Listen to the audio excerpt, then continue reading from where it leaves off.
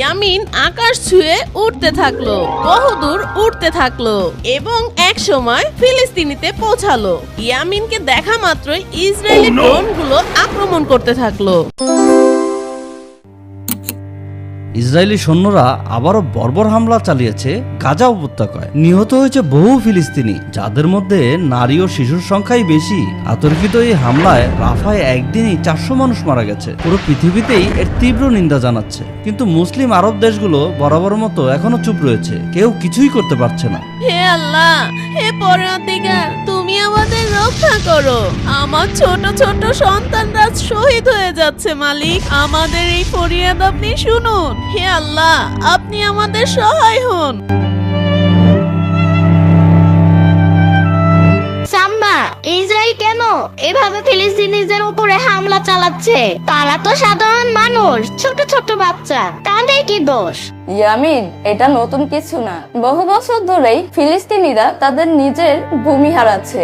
ইসরায়েলরা একে একে তাদের বসতবাড়ি গড়ে তুলছে ফিলিস্তিনিদের জায়গায়, আর ফিলিস্তিনিদের ঘর ছাড়া করছে। আর যারা প্রতিবাদ করছে ওরা তাদের দমন করে ফেলছে। বিশ্বের অনেক দেশ চুপচাপ আছে।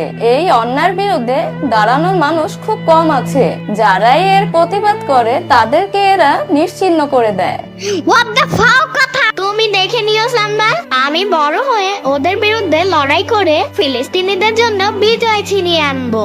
সেদিন রাতে ইয়ামিনের আর ঘুম হলো না। সারা রাত সে ভাবে কিভাবে সে সাহায্য করতে পারে। হে আল্লাহ, আপনি আমাকে এমন কোন পাওয়ার দিন যাতে আমি ফিলিস্তিনি মানুষদের সাহায্য করতে পারি। আমিন। এই কথা বলে ইয়ামিনের চোখ দিয়ে পানি পড়তে থাকে এবং একটা সময় সে ঘুমিয়ে যায়। ঠিক তখনই পাশ থেকে একটি গায়েবী আওয়াজ ভেসে আসে। ইয়ামিন, আল্লাহ তাআলা তোমার মনের আশা পূরণ করেছেন। তুমি অসহায় মানুষদের সাহায্য করতে চাও, তাই তুমি আগামীকাল ঘুম থেকে ওঠার পর তোমাদের বাড়ি থেকে দূরে একটা বটগাছের কাছে যাবা। আল্লাহ তাআলা তোমার সহায় হন। পরদিন সকালে ইয়ামিন ঘুম থেকে উঠে আর উঠে গান গাইতে থাকে।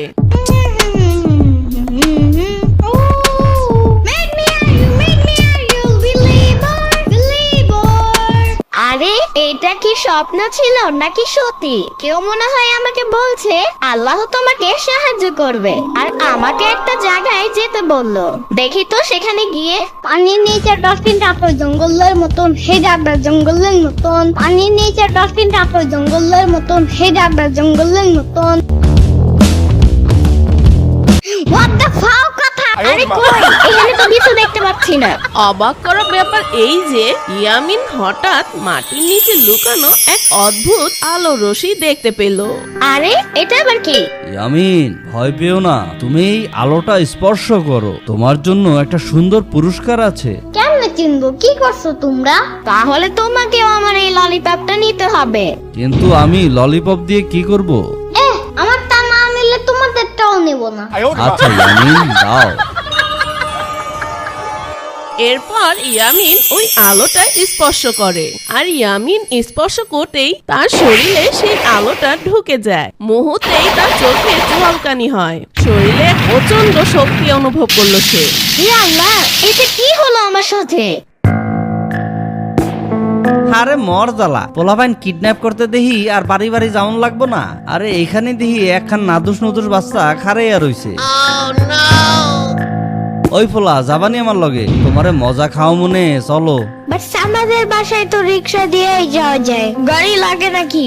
আরে সাম্বা টাম্বাদের বাসায় নিমু, এটা কে কইলো তোমারে? তোমারে লইয়া যামু আমাকে আড্ডা খানায়, তোমারে কিডন্যাপ করমু, বুঝছো? তখনই এসে ছেলেটা ইয়ামিনকে ধরে ফেলে। আমার চুল উঠে যাবে না?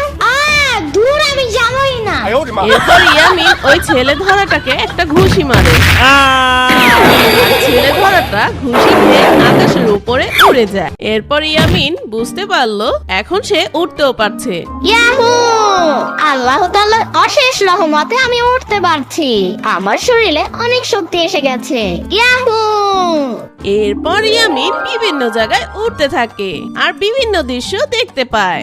এত বড় গাছ, এত পানি, এত ঘাস, এত হাঁস, এত মুরগি, এত বাতাস। সুন্দর বন্ধুরে, তোমার কাছে যা আছে সবকিছু দিয়ে দাও, না হলে তোমাকে এমন জায়গায় পাঠাবো যেখানে আছে শুধু কাঞ্চি আর কাঞ্চি। ইয়ামিন উঠতে উঠতে দেখবে আরে এটা সাম্বা না, ওরা তো সাম্বাকে চিন্তাই করছে। আমার এখনই কিছু একটা করতে হবে।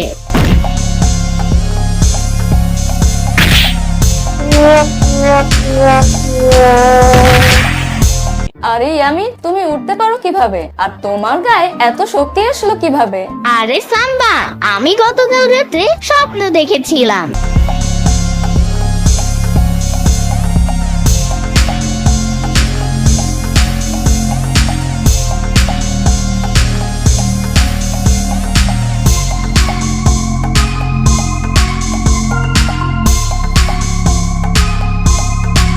আরে ইয়ামিন, আল্লাহ তাআলা তোমার দোয়া কবুল করছে।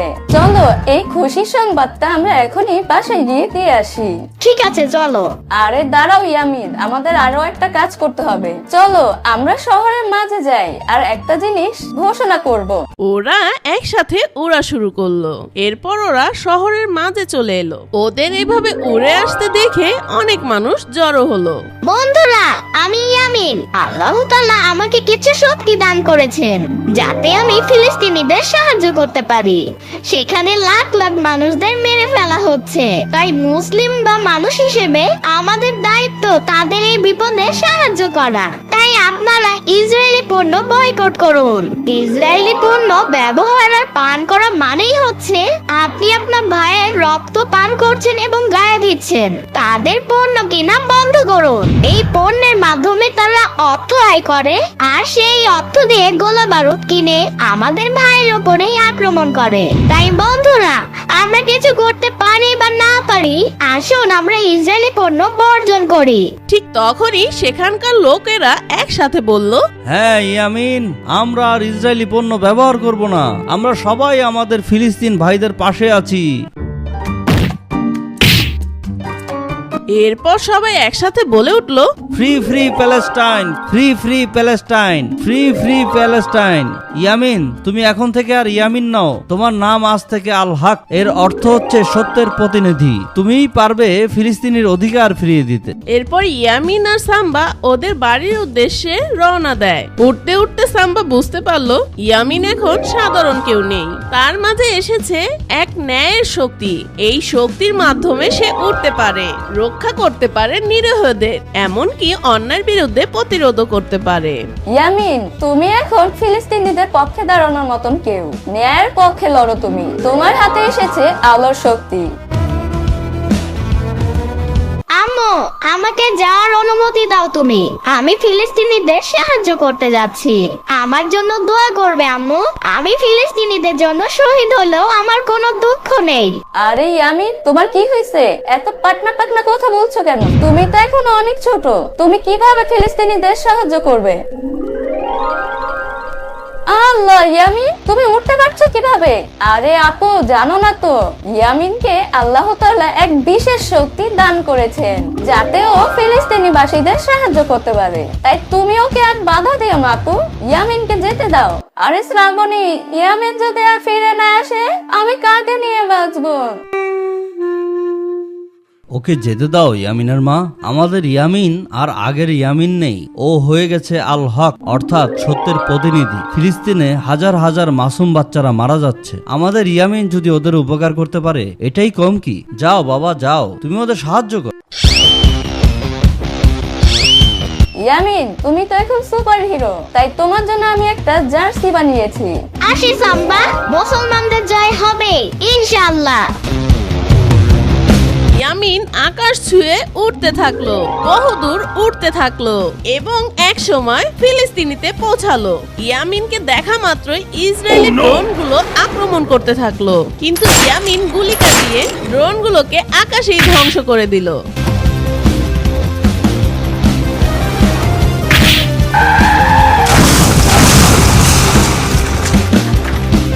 আর ইয়ামিন উড়তে থাকা অবস্থায় বলতে লাগলো, হে ইসরায়েলের বর্বর সেনাবাহিনী, তৈরি হয়ে নাও, তোমাদের জম ইয়ামিন চলে এসেছে।